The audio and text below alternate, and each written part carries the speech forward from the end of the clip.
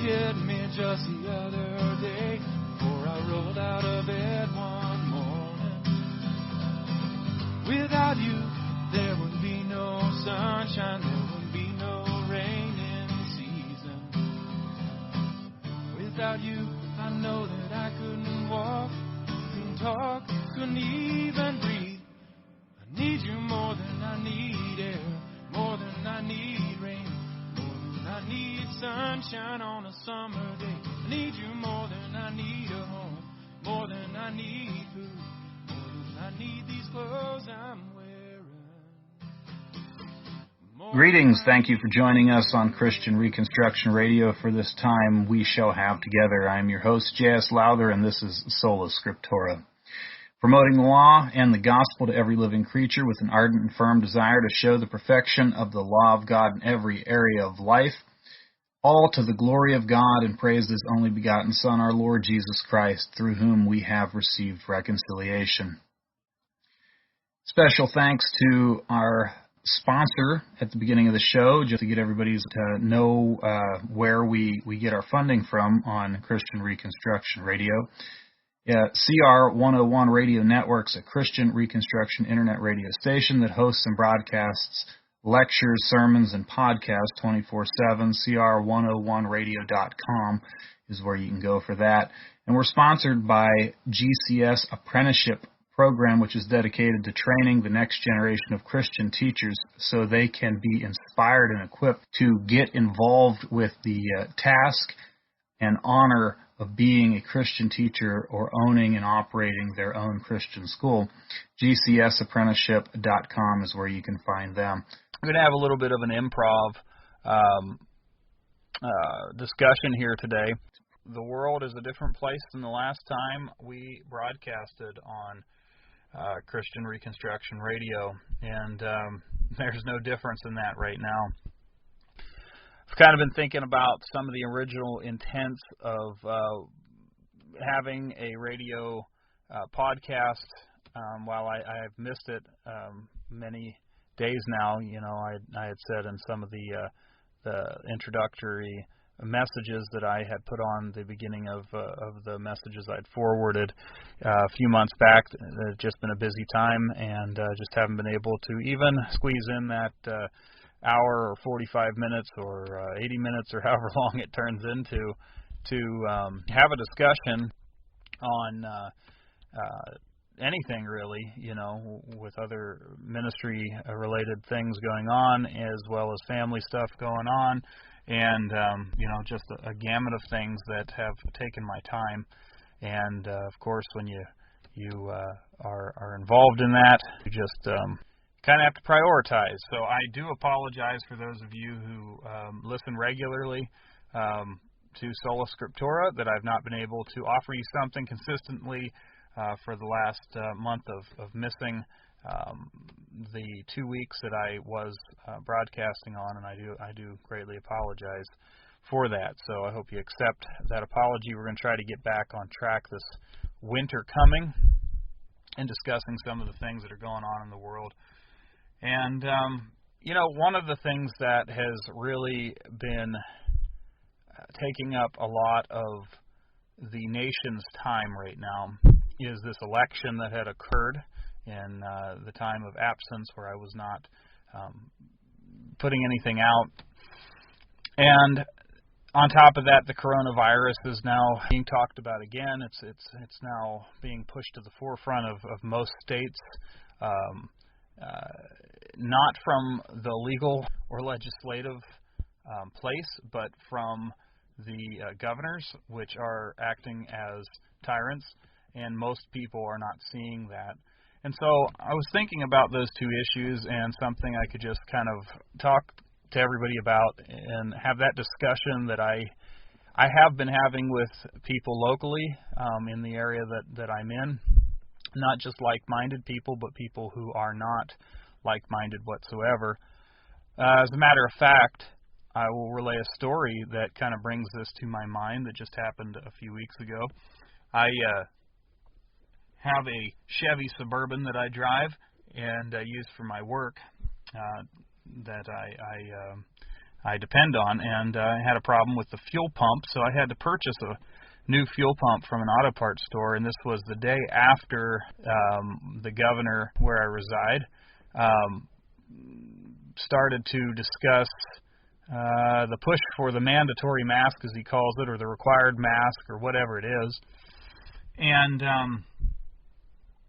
so I went into an auto parts store, not realizing that the mask thing was now being pushed at the forefront again of everybody's life.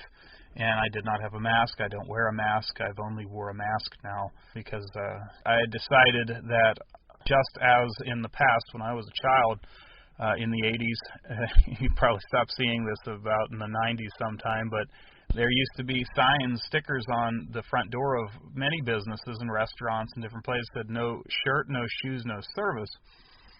And that was the policy. You walked in with no shoes. You walked in with no shirt. You walked in with no service. So people could just reject you for that. They put it on the door, and that's it. Well, I believe in private enterprise. And because I believe in private enterprise, I believe that private establishments, that is, businesses owned by others, regardless of if it's a corporation or not, have the right to tell those whom they want in the store or restaurant or what have you, what business it is, that they can't come in under certain conditions. And I believe in that on account of private property, as we would call it. Now, I understand biblically property is not private, so we're not going to get in that discussion too deep. But I believe in the concept of private property under the law form that we have enacted federally and in the state legislatures under the constitutions of the states and of the federal government as it sets. So I believe in that. And so if a establishment tells you that they personally want you to do something, and it's not in violation to the laws of God, and you want to purchase whatever it is they sell, then it makes good sense for me to listen. Okay, if I go into your home and you say to me, I want you to take your shoes off before you come in to the house, and I walk in with my muddy boots, or even my clean boots for that matter, they could be perfectly clean, but your policy says take your shoes off, at the door. And I don't listen, and you say, I asked you to take your shoes off at the door, and I say, I don't care. I wear my boots wherever I want. You have the full right to throw me out of your house and kick me in the butt on the way. Okay, that's what you have the right to do, private property. And if I don't listen at that point when you say get out of my home, I'm an intruder. And if I don't listen upon several times being told to leave, I could eventually become, I could become a combatant. I could become someone who is threatening your well-being and depriving you of your privacy. So, with all that said, I agree with the concept of private property and that those businesses are allowed to make rules. And if they feel, as a business, that they're doing the best thing for their business to tell us to wear a mask that doesn't do any good, and we all know that. It's nothing more than a rabbit's foot. The majority of people who can think rationally and have looked into this are aware that the cloth mask thing does not stop a virus. Okay, doctors will tell you that. Many people will tell you that. There are very, very small benefits, if any, that you could gain from it. Like perhaps when you sneeze and it catches the mucus that would be coming out of your nose and mouth that could carry a sickness. That may help some, no differently than if you cover your nose when you cough, like we've always been taught. But viruses are pesky little things, and they're going to fly through the air, become airborne, and they are going to test your immune system. And so, in fact, they do very little. The mask does very little. But, back to point, if someone asks you to do that, do you lawfully, under the law of God, have the ability to tell them, no, I will not enter anyway? At what point does that become incorrect? So, with that being said, back to my story. I had decided that if I was asked by a business, I would put on a mask, but I would not enter based on a posting that says the governor, who has no power, no legislative power, they have no power except for when war is declared, and the militia is, or the National Guard, as they say, is the militia, is dispensed. Once they say that happens, then the governor may have a ability to tell me to put a mask on.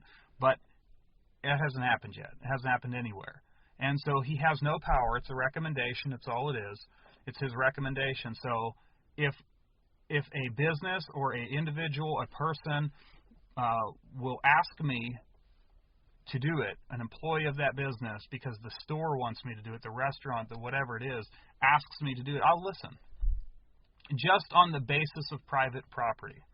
But I feel that it is my duty as a person who is going to comply, and also knows in myself that what is happening to the people in the United States, in the state of Ohio, in the surrounding states, Pennsylvania, West Virginia, Indiana, all those places are being taught to obey tyranny.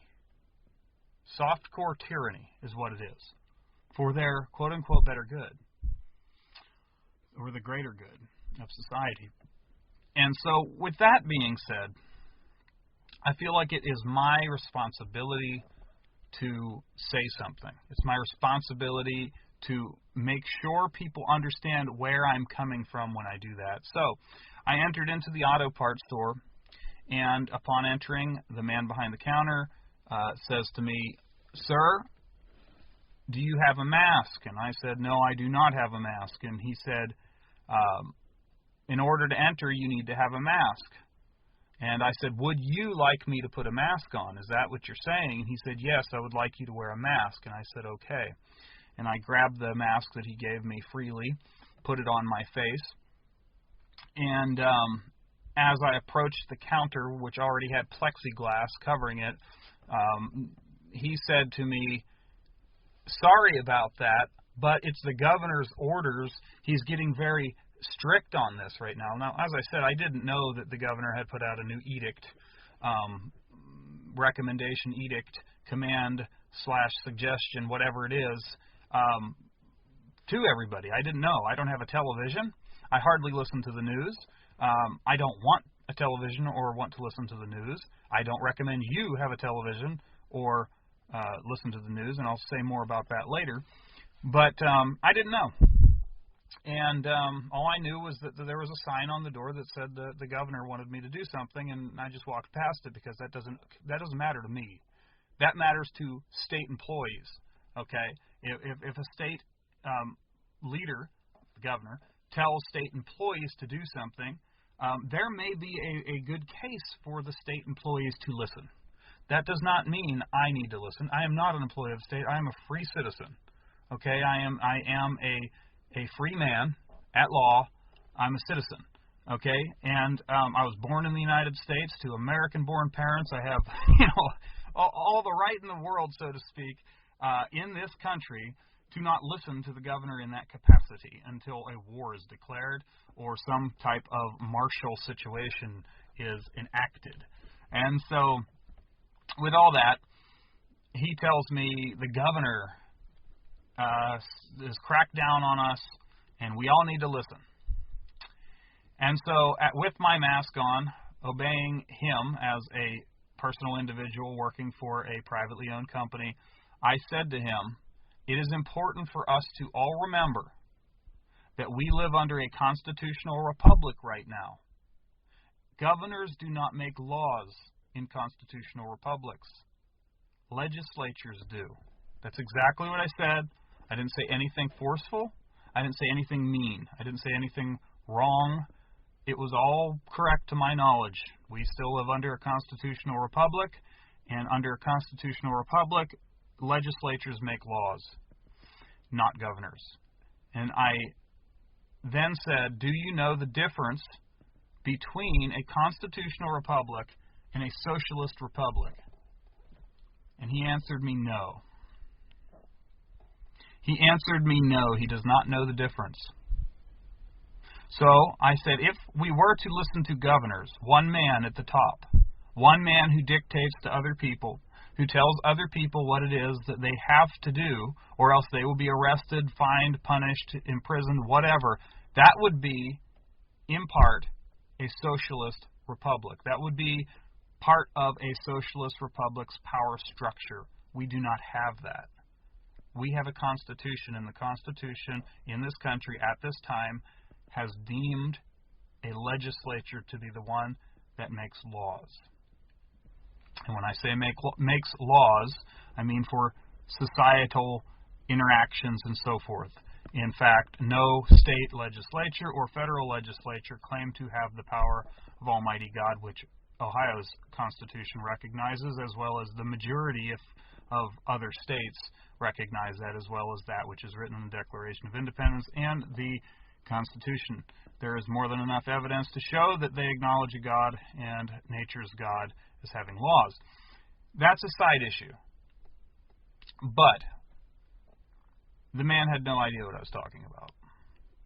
But beside me was an older gentleman, and this was the first time I had ever been accosted by a person on this issue. There was an older gentleman. I would put him at the age of 60-ish, 68 to 60, and he was wearing a mask, so I couldn't really see him very well either.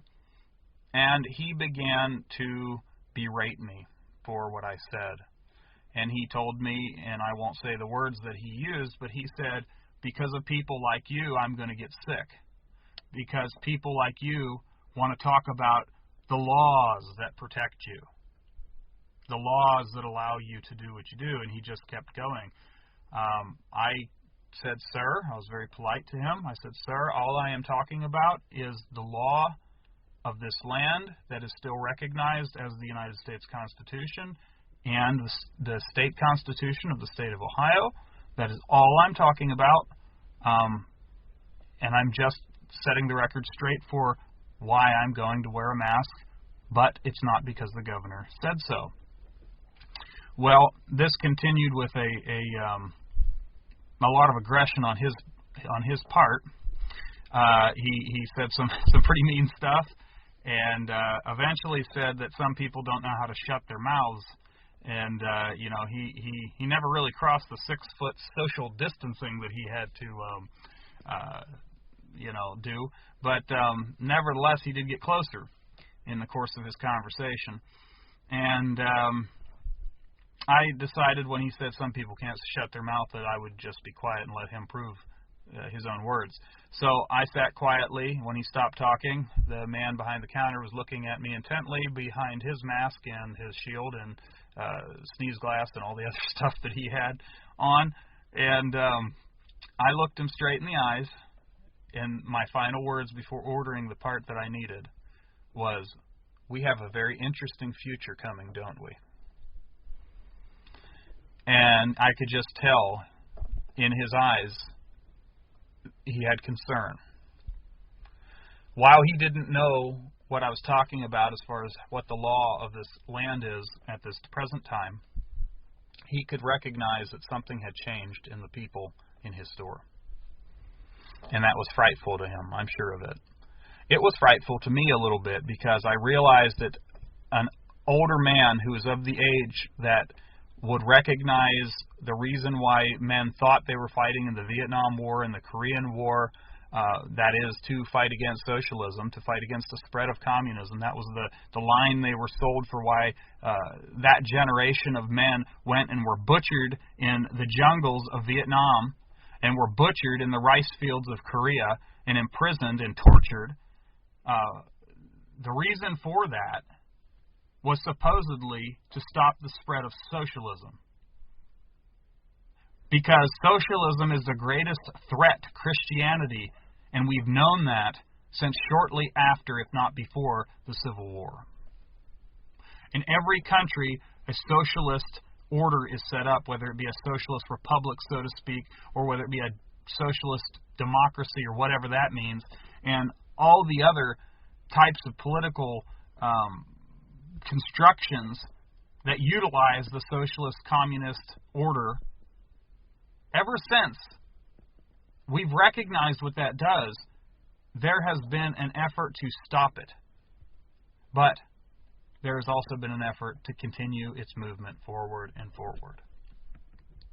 And folks, if you have an uncle, a great uncle, a grandpa, a father, whoever it is, who died in Vietnam or who had become insane because they had gone there and had to fight against the atrocities of a war that we, in some ways, did not even understand what we were getting ourselves into. If you know anybody who truly believed what they were doing was the right thing to do in either of those wars, they have died in vain right now in the United States of America. They have died in vain. Let that sink in. And I'm not saying that because I dislike the veterans that fell and the men that fought. I'm saying that because they have died in vain because their children, their grandchildren refuse to continue their ideals. All right? I have my thoughts on Vietnam and why we shouldn't have been there too and why we shouldn't have gone there, but here's the point. If people, honest to goodness, thought that the spread of socialism was what they were stopping, if they, honest to goodness, thought that that was what they were going to accomplish by the spilling of their blood, and there were some that willingly went and fought and spilt that blood to stop the spread of communism, to stop that ideology, their blood's in vain now because of their children, their progeny. And so what we need to recognize right now, what's going on in this country, is a shift, and it's not going to happen quickly. We all say, well, look at how fast things are moving. Well, they can't move fast, whoever they are. And I know everyone has their ideas of who they are. But the ones perpetrating this situation upon the population, the ones who are causing your sons and daughters to think differently than their grandparents and their great-grandparents and to hate their great-great-grandparents because of who they were and how they lived and what they believed, the people that are doing that are going to do this slowly. They're going to change society slowly in order to get us where they want us. Wherever that is, I don't know. I don't know. But the truth of the matter is the more we are fractured and the more that we are disconnected one from the other, especially the more that we are destroyed in the family structure, the more this thing is going to work, and it will spread, and there will be nothing left to keep order in society but the socialist construction. Okay? I want to emphasize this. I know we don't want to hear it. I know people don't like to hear this. But this is not the fault of the they that are pushing the socialist agenda. It's not them. It's us. It's the people who will not provide anything better, who are staying quiet, who are not going out there with all of their might and all of their strength to oppose this thing. It's our fault. It's Christians' fault primarily. Christians should know better. Real Christians should know better. And let me tell you what. There are people out there who don't like certain things that I believe and what I understand to be true out of the Scriptures, particularly out of the law of God and the way society should be set up. I understand that.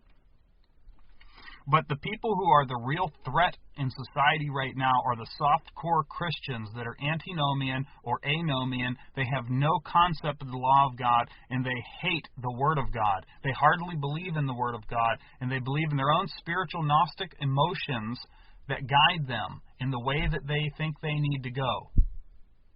Many years ago, I had a discussion with a woman, minister, whatever that is. I don't even remember what church it was she claimed to be a minister for or part-time minister for, but I asked her a very basic question. This is going back a decade. I asked her a very basic question. I said, do you believe the Bible is inspired by God? And she said, yes. I said, do you believe that we should live according to what the Bible says because it is given to us by the Spirit of God? And she said, no. I said, why? She said, because the Spirit tells me what to do. I don't need to read the Bible. I said, what happens when the Bible conflicts with what it is that you want to do? She didn't want to answer the question.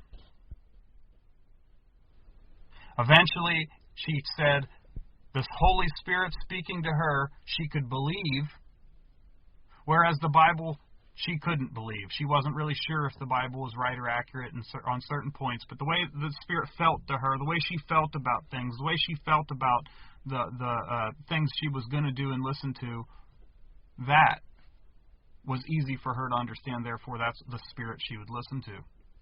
And she was unable and unwilling to try that Spirit. That's the Christianity, so-called, we have. And let me tell you what, that Christianity is the enslavers of Reformed Christians who actually believe in the law of God. That type of Christianity is not Christianity. That may hurt, it may not feel good, it may rub us wrong. Okay? And I'm aware that there are people who have faith in Jesus, the real Jesus. I'm not going to take that away from them, and they may even be saved. They will come to the kingdom of our Lord. But listen, the things that they are doing because they really don't believe in the tenets of the faith are going to destroy our families. It's going to destroy our children. It is going to lead us to a place that is going to be very, very ugly, and it is a place the world has gone time and again. If you do not want that to happen, you will get out there and talk to the Christians that you speak with, the ones that you can talk to before it comes to the point where, like every other socialist country, those Christians turn Christians like you in, and then the socialists kill them too. Get that through your head. Think about it long and hard. The reason we're in the situation we're in now is because Christians, for decades, for centuries, have refused to change the Constitution of the United States to be a more biblical document. And because of that, and because we've put our trust in the words of men, and we have not amended it to the point where it should have been amended, when we could have done it, and we were happy with the way it was, and happy with the way things were going, because it worked. Because it worked to such a point, and we did not change some very minor things that could have been changed to lead us down the proper path, to acknowledge the proper God, to acknowledge the triune God of the Bible as being the only God, and this country to be based on His law. Very small things could have been done in order to cause us to go down a better path. And I'm well aware that that won't make everyone happy. But it is that failure, and the failure now of us to use the system that we do have, what is left that's good in this system that gives us the ability to have free speech, that gives us the ability to have a right to assemble, that gives us the ability to have rights we can use to promote the Christian faith. Because we won't do that, because as a whole I'm saying we won't do that, we will suffer for it. Now, with that being said, I will not leave in despair by talking about this, because I fully understand and I fully know that God will use all of this for His own glory, and will use all of this to His good. And so someone might say, well, Brother Joshua, why does it matter then what we do? Because you have been called to know what you know and given the light that you have been given so that you can go out there and shine as bright as you possibly can. And it is my job for thinking this and knowing this to say it to you, shine brighter. Shine brighter. Shine the light of Christ that He's given you. Burn the fuel with all of your vigor. Trim the wick to make it burn more. Give it all you've got. When you finally die on the chopping block and whatever it is, when they've come to take your home, when they've come to take your children, when they have come to kill you, when they have come to change everything you've ever known, at least you will know that you've given your all to your Savior, that you've given your all to the Scriptures, that you've given your all to Jesus Christ. If you do not set aside these stupid fancies that we have, television, music, video games, social media, and all the other garbage that we have in our society that pollutes the minds of our children and everyone else, they're distracted. And I don't care how much you think that you can control this and that you're still a man or woman of God while you're being distracted. If it's distracting more of your time than the time that you give towards your family, number one, towards your neighbors, number two, and towards everyone in society that you interface with on a regular basis, whether that's in the shopping center or whether that is in the workplace, if that is distracting you from doing the things that you need to do, or you're unwilling to put Christ at the forefront of your life so that you can promote His law, promote His gospel in the face of all objections, you are failing. And those things are becoming a trap, a stumbling block.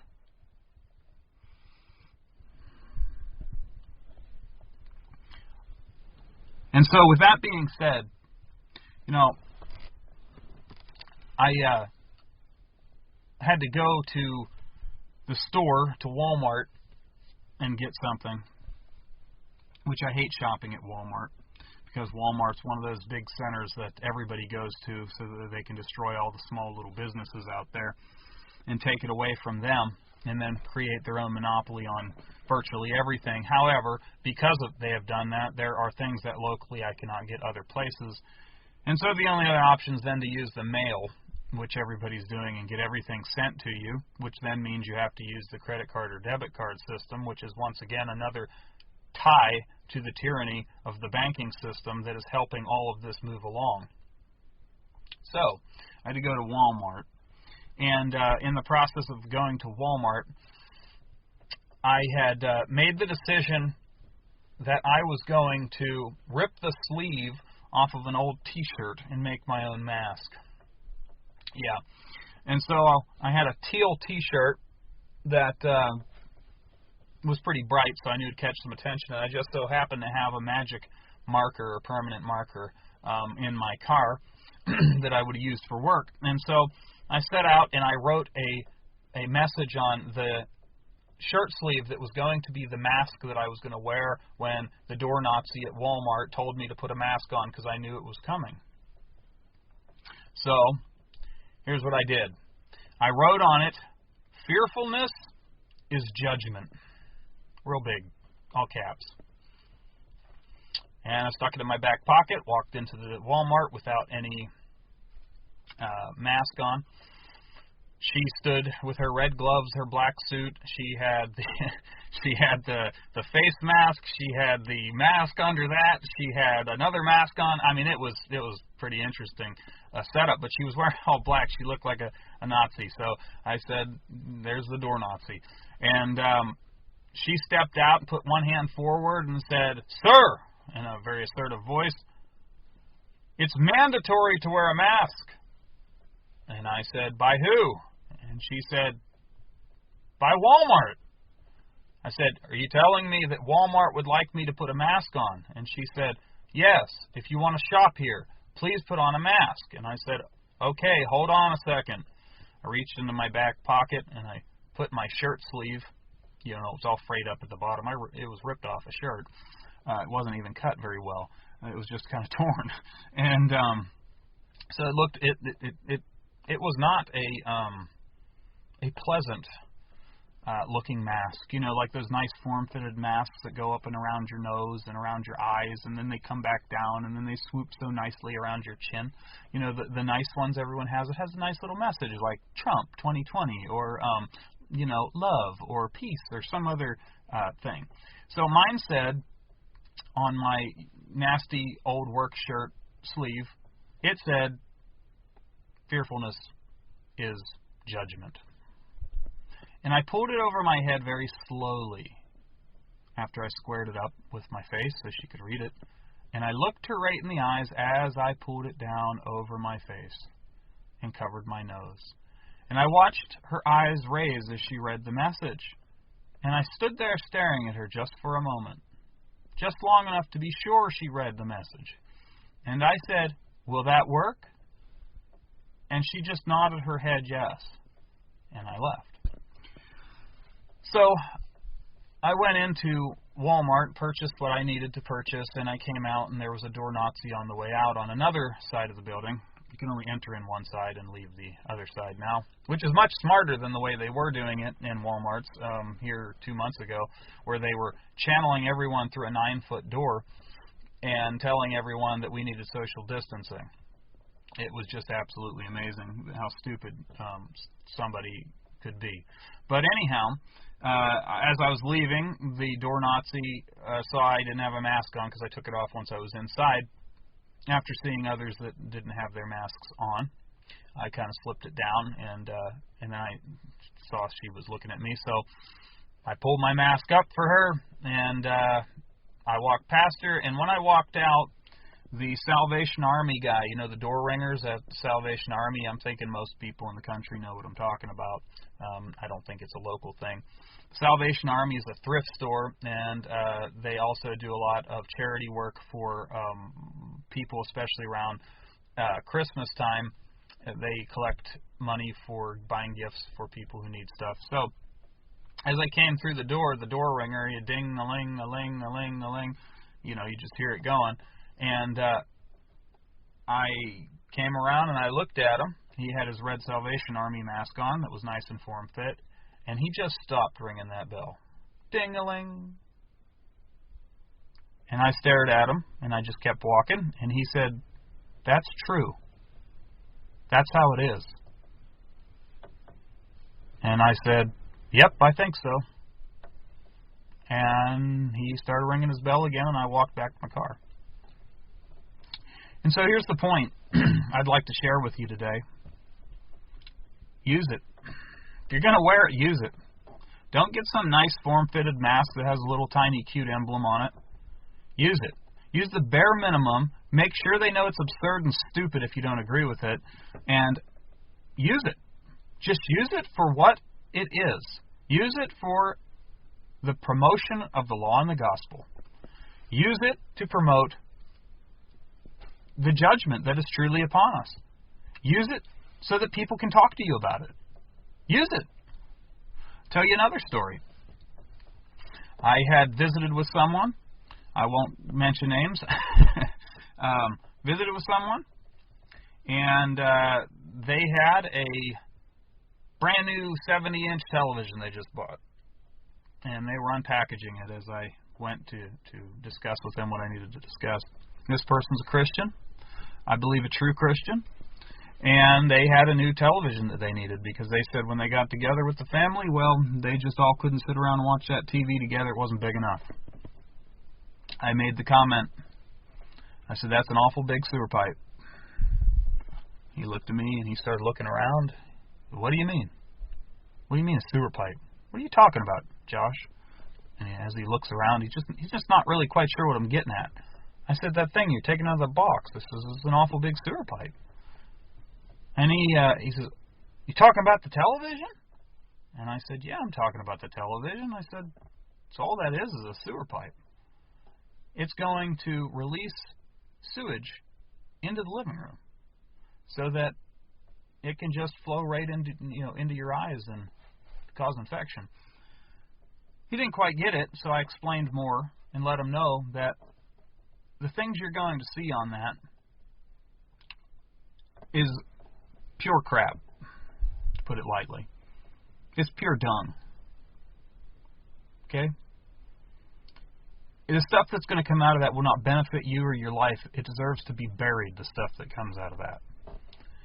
That has done more damage in our society than anything else has done, especially to Christians. And of course, you know, it used to be that when you would talk to people, it's been 2001 since I have given up television whenever I came to Christ. That was just something that kind of naturally left me as my want to watch television. And my wife was the same with me, and so we have been away from it for some time and have taken a stand on it, that we do not believe in such things. That doesn't mean we won't watch a movie someone recommends, or we won't look at a documentary. It doesn't mean we don't believe in visuals or something. It just means simply that we do not use the television with the broadcasting that is coming through all the various different providers out there that will give you, your choice of garbage to sort through. If I'm going to sort through garbage, I am going to at least get what I don't think is garbage and then find out it's garbage later, rather than saying, hey, pump me a bunch of garbage and let me sort through it so I can find something good. That's just not the way I go about things. So just side note there. But anyhow, we had a lot to learn as young Christians. And one of the things that we realized was that music and television and different shows, cartoons for the kids, anything as time went on and we had become parents and would just think about the things that was coming to us in our home, the things that were influencing us and teaching us and telling us how to think, and trying to be more godly and seeing how those two things were opposed to one another. So, one of the first things that people tell you when you start explaining this to them, as I was doing to my friend, was, well, I only watch the news. So the news is garbage. We can't trust the news. Everybody knows that at this point. It doesn't matter which flavor you like of news agency. They're lying. And it doesn't matter if you're listening to a third-party, independent, pro-conspiracy news network, which some people think, oh yeah, that's the way to go. You want to go with the one that's a third party. They tell you the real truth. No, they just tell you the conspiracy you'll pay them to hear. Truth needs to be weighed by evidence and facts, and people don't know what those are anymore. So we're in a bind here as far as that goes. So when someone tells you, well, I only have television so I can watch the news, number one, they don't need 150,000 channels so they can watch the 3 news agencies that are on there. And I'm pretty sure, maybe I'm wrong, you can still get those little bunny ears that some people won't even know what I'm talking about, and put them on the back of a old school television that you can still get, I'm pretty sure, and pick up the 5 channels if you really had to locally broadcast so that you could get the local news if you really needed to know how that cat got out of the tree downtown. All right, which they probably don't even report on anymore. Get a cat in the tree, the firemen all show up, do a good deed, put out the ladder on the big fire truck, the kids go crazy and watch firemen get the kitty out of the tree. That doesn't, I don't even know if that happens anymore. They're probably not even allowed to do it. But, we don't live in a society like that. Unless it's gunshots, dying, COVID-19, and people kicking over, it's just something that, it doesn't sell. People don't want to see it and hear it. And so the first thing my friend said was, news. Well, we need to watch news. Oh, okay. The second thing is, we watch a History Channel, and it's like clockwork. The moment you start criticizing television, cable, the first thing they say is, we watch the History Channel. Oh, so that justifies it. That's the reason we're going to pump trash into the house, so that we can get their take on history, too. Yeah, those books, can't do that. Got the internet too hooked up. Can't go through the internet and read anything anymore because half of that's been polluted also. I guess so. You got to go to the History Channel. That's where you have to go to get your facts. Anyhow, point I'm making regarding television is it's a distraction. It's just another distraction. It's taking you away from the Christian duty that you have in front of you. And so there was a time, going back 15 years, 20 years, that I could honestly have said that, yeah, there are times where you just shouldn't be worrying about this kind of stuff, and, it's okay to just, not be thinking about biblical stuff all the time, and and how bad society is, and how it is that Christians need to go out into the world and evangelize. You can't just worry about that. I was wrong. I was wrong. You know what? Because that was a better time than now to do it. I was wrong. And to think that, we need to cut loose, and just like enjoy ourselves, that's the big thing. We need to just cut loose and enjoy ourselves. All right, well, unless that enjoy yourself involves worship with your family, which I would highly recommend you do on the Sabbath day, according to the commandments of God, in worshiping God and maybe enjoying time with your family, playing a game together, or telling stories, or reading the Bible, of course, singing together, and all that kind of stuff. That's the kind of time that you need to go and just enjoy yourself with your family. If you're old, if you're young, it doesn't matter. If you're an older person, go to your children. Snap them out of it. Are you a younger person and you see that your elders, your grandparents, whoever, are stuck in this rut? Go to them and tell them. Tell them, hey, we need to get together. We need to be a family. If you live far apart and that's not able to be done, I understand. But those that you have with you, those people that are truly there, that are yours, that are your family, your church, the people that are like you, you guys need to enjoy yourselves together and worship. And if you're going to do something with the kingdom in mind for enjoyment. But the television and the radio and all this stuff and the social media, it needs to go. It needs to go. I'm not saying it needs to go all the way. Use it for the kingdom's sake. Use it for the kingdom's sake. Use the internet to promote the law and the gospel. Use the internet to promote God's kingdom. But don't get stuck in the stupidity of Twitter and Facebook and whatever else is going on out there. It's just don't get stuck in it. And don't think that it's a replacement for the things that God tells you to do in real life. Like worshiping with your family church. Okay?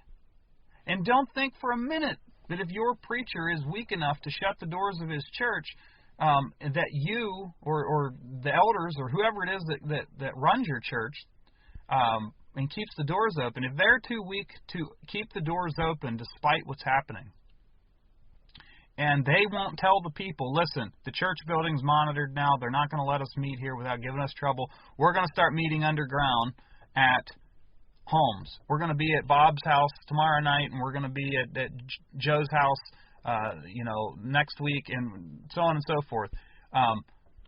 If you don't have a church that's tight enough, that loves each other enough to do that sort of thing, you're not really a church. Okay? You're just a building that likes the way someone preaches and the songs they sing. That's all you are. And that's a huge problem in our society too. Okay? So not only do we got to realize that we have a political shift going on towards socialism. That's huge. Not only do we need to reach out to people about that, not only do we need to oppose the COVID-19 disaster where, this is the worst thing in the world, we're all going to die, there's dead bodies stacked up everywhere, which we all know in America is not true, if you've been anywhere. And of course, if they get you to stay in your house and never go anywhere, you'll never know that that's not true. But I'd encourage you, report on it on your own if you can. If you want to use that internet agency for something, use that agency to promote the truth. Go and monitor what's actually happening. Don't be afraid. Why? Because as a Christian, the Lord has not given us the spirit of fear, but He's supposed to have given us a sound mind. Therefore, have a sound mind and go out there and oppose the fearmongers that are there. That's what we need to be doing. That's what a Christian does. Truth. We promote truth. Sound reasoning. Okay? Yeah, people won't like it, especially people who don't like sound reasoning, but that's what we need to be involved in as Christians. That's where our calling is. And those who are too fearful to do it, just, if you can't take the heat, get out of the kitchen. All right? Quit calling yourself a Christian and pretending like you are the type of person that God needs, because he don't need you. Okay? God doesn't need any of us in the truth, but the ones He's calling to open our mouths boldly, whether it be in the forum I'm speaking to you right now, or whether it is in person when you talk to people, when you interface with society, that is fear-ridden right now. And some of them are legitimate, good Christians that are thinking what they're hearing is sound, and they just need someone to show them the error of its way. And so we need to oppose that. We need to oppose televisions. We need to oppose overuse of social media, overuse of internet forum, overuse of not really knowing one another. We need to oppose weak churches so that we can strengthen the church. We need to encourage our churchmen and our church members. We need to encourage the Church of God that they can do the things that they're called to do in this society and stand up boldly. Okay? That's what we need to. That's my concern right now.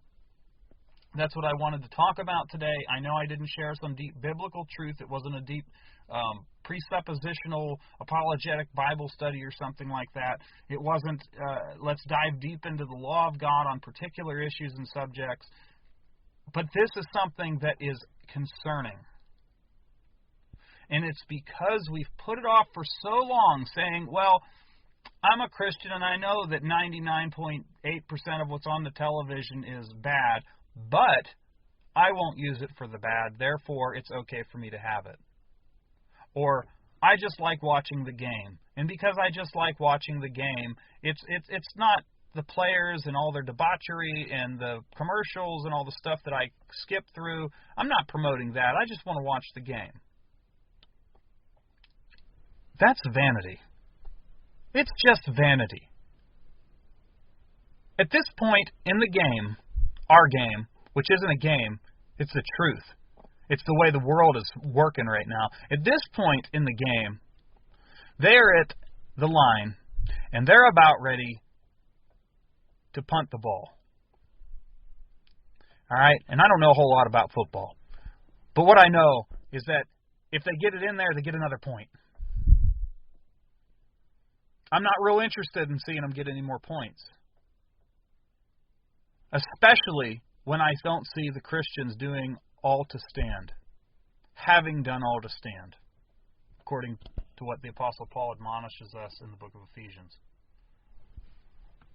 And so, yeah, I've been away for a while, and I come back, and my first episode of Sola Scriptura is this. And I didn't get into a whole lot of Sola Scriptura as far as the law of God and harnessing that. But I did. There is that. Because at the essence of what I am trying to promote is Christians to utilize their life in a lawful fashion. In the end, what we know is that the political system that is shifting right now in our country is bent against the law of God. It is bent towards our exercise of the law of God. And one of the scriptures I have been encouraging our local church to pray is out of 1 Timothy chapter 2, that we are to pray for those that are in authority. We're to have supplications for them. Not for the authorities necessarily. Though God would have them be saved, there are some of them who will be saved, and our prayers are the least we can do to pray for those in authority over us, those in the governments. But particularly and predominantly, the reason why we are to pray is so that we can live that quiet and godly and honorable, peaceful life. That faith and verity that the Apostle Paul tells us he wants us to learn from him. That is the law of God in the gospel of Jesus Christ, that there is one God, one mediator between God and man, the man Jesus Christ. Okay? The reason we want to live under a government peacefully is so we can live after the laws of God. If we are not living after the laws of God, if we are not promoting the law of God in place of all this stuff that I've mentioned today, that we can utilize these times, these hard times, to talk, even though we know there's adversity, we know there's anger and aggression from people, and they don't want to hear it. It's a prime time to plant that seed. And I'm going to tell you what, it's a prime time to have those conversations about the law and the gospel. Because people are realizing that what is happening isn't right.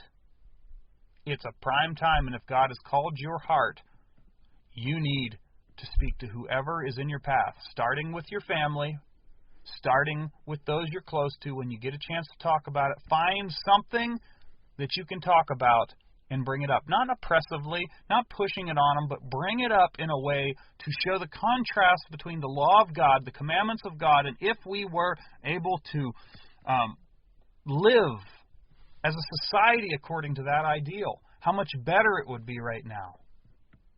And it doesn't take much to see that. You can talk about it on an economic level. You can talk about it on a family level, how families are to act and treat one another and take care of one another.